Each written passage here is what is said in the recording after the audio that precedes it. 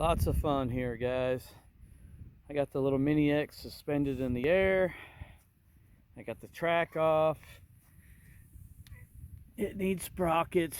I'll get to them eventually. For now, no more than I'm going to use this machine. It should work just fine for a long time.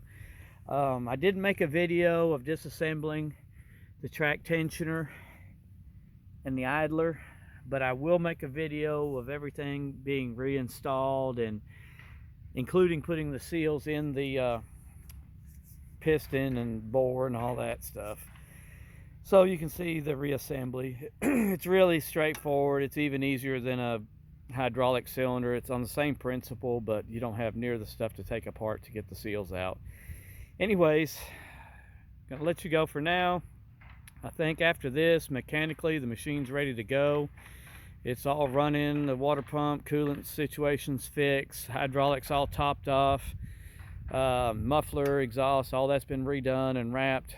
Once I get this on, I just got to put the ROPS back on it, and it's all cosmetic stuff. Maybe do some repaint, some decals, but we'll see.